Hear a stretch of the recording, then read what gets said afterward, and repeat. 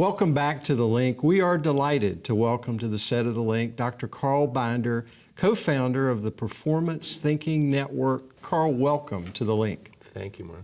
Carl, we are excited that you're here visiting with us. We're going to talk about that in just a minute, but first of all, talk about the Performance Thinking Network. Talk about what you do. What I do is help people in mostly companies and larger organizations do performance improvement projects. And so the core of what we do is we deliver programs and then coach people through projects that they're doing. Okay, all right. And you do this in large, small corporations? Mostly large corporations. Okay, yeah. We have a few not-for-profits and we have some affiliates who work with smaller companies, but most of them are large companies. And you're operating all over the United States? All over the United States. We do some work in Korea. We do a little bit of work in Europe. Okay. And actually Dubai recently also. Okay, so your work is global. Carl, you are here on a special mission. I am. We have a common friend. Yes. Dr. Joe Harless, who helped create the Central Educational Center, is a colleague, has been a colleague of yours, and Joe is fondly remembered by us as the person who chaired the steering committee that created Central Educational Center. So my history with Joe is he was a kind of a rock star when I got involved in the field of performance improvement in the 80s, and he became a mentor and friend of mine. And the core of what he taught me was about building performance improvement around accomplishments, what people produce rather than what they do. And so much of my work has been devoted to that. And so when I saw that his book, The Eden Conspiracy, was going to be republished, and I knew about the work that had happened here, I kind of arranged to get that book republished by the Cambridge Center for Behavioral Studies, and I'm going to write a new introduction to it. So I'm sort of in a data gathering mission here. Great, great. Well, we are delighted that you're here. What are you finding?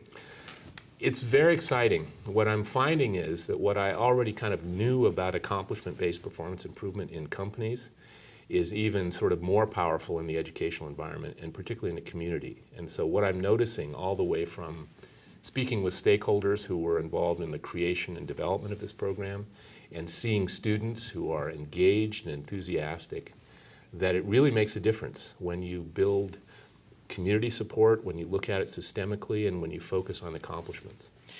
Carl, help us understand. Talk about what you mean when you say focus on accomplishments. Okay. Talk about that. Well, what I mean is that, and as Dr. Harless would have said, typical education and training is built around subject matter, topics, areas of knowledge, or maybe competencies. But what's really valuable is what people produce. And so when we say accomplishments, we mean the products of activity, the products of behavior. And so what's interesting to me about this program is it focuses students on what they want to achieve or accomplish in their professional lives, what their jobs will require, what their lives will require, as opposed to sort of just knowledge topics. And when you build training and education and performance around valuable accomplishments, then that's what you get. And it's far more powerful and effective than when it's based on subject matter or just skills and knowledge. So, Carl, we are on the set of The Link, and all the people that are producing this show today are our team members, our students. They're Coweta County High School students. And if we were in a journalism class or a broadcast class, we might typically be studying theory of broadcasting and then building up to this. Right. In an accomplishment-based program, what have we done differently? Well, what you've done differently is you've started out with the accomplishment of, for example, a program produced and delivered on television. And now we say, well, what do you need to know and need to be able to do in order to produce that? And so it cuts to the chase. It cuts to the actually important things that people need to know, as opposed to a whole bunch of theory which might or might not be relevant. Yeah. Carl, it sounds like something that we don't see maybe that often in education. No, we absolutely don't. And it's why I think this is revolutionary. It's why I'm really interested in republishing the book and getting to a broader audience, because I think not just in a career-focused program like this, but I think in education in general, we need to align what we teach with what we want our citizens to be able to accomplish. Okay. Joe was all about that accomplished citizen. When Joe created or helped create CEC, Joe talked about the synergies that could develop when you built an accomplishment-based system.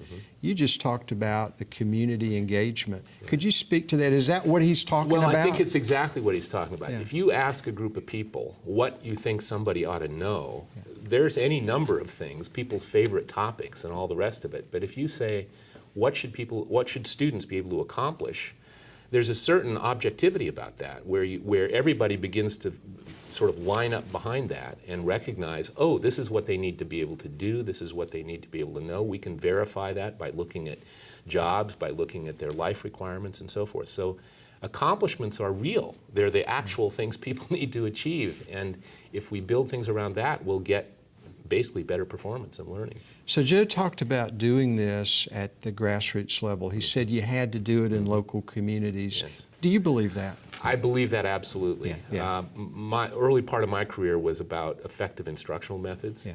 And we tried a lot to do top-down interventions where we would try to get school districts or state departments to adopt things, and it didn't work. Yeah. And what I'm seeing here is that if you engage all the stakeholders, sort of from the ground up, you can actually produce something that people agree on and are aligned about, and then move forward. So I'm really convinced that is a solution. Carl, you and I are going to spend some time looking at how the state of Georgia has replicated this program. Is that a pathway that you see for accomplishment-based programs? You start it in communities, you develop it in other communities, and it goes to a broader scale. I think so. The puzzle is still going to be how big and fast you can scale that. That's one of the big challenges, but I think that's critical. It's going to be a huge challenge. We all know. Dr. Carl Binder, co-founder of the Performance Thinking Network, thank you for visiting CEC, Newnan, and Coweta County. We appreciate what you're doing, and we value so much the relationship and the collegiality that you held for Dr. Joe Harless. Thank you. He's a great friend of ours. Thanks very much. You stay tuned. The Link will be right back.